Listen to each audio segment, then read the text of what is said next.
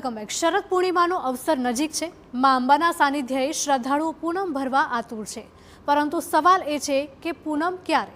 આસો માસમાં તિથિ વૃદ્ધિને લીધે આ વખતે 9ના બદલે 10 નોરતાની રમઝટ જામી, પરંતુ શરદ પૂર્ણિમાએ ગરબે ઘૂમવાનું અને સાથે જ દૂધ પૌવા આરોગવાનું આગવું જ મહત્વ છે। શક્તિપીઠ અંબાજી ધામમાં પણ શરદ પૂનમની રાત્રે ગરબાનું આયોજન થાય છે।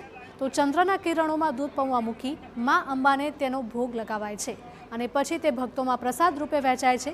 પરંતુ આ વખતે પૂનમ 2 તિથિમાં વહેંચાતી હોય તે અસમંજસ સર્જાય છે કે પૂનમ ભરનારા ભક્તોએ મંદિરમાં ક્યારે જવું અને દૂધ પૌવાની ઉજવણી ક્યારે કરવી। ત્યારે મંદિર તંત્ર દ્વારા જણાવાયું છે કે 6 ઓક્ટોબરની રાત્રે ચાચર ચોકમાં દૂધ પૌવાનો કાર્યક્રમ યોજાશે, જ્યારે 7મી ઓક્ટોબરે સવારે પૂનમની મંગળા આરતી થશે।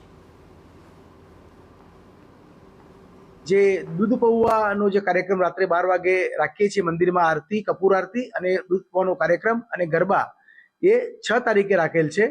એટલે 6 તારીખે દૂધ પૌવાની પૂનમ 12 વાગે ગણવામાં આવશે અને 7 તારીખે સવારથી 6 વાગે પ્રાતઃ આરતી કરી અને વ્રતની પૂનમ ગણવામાં આવશે।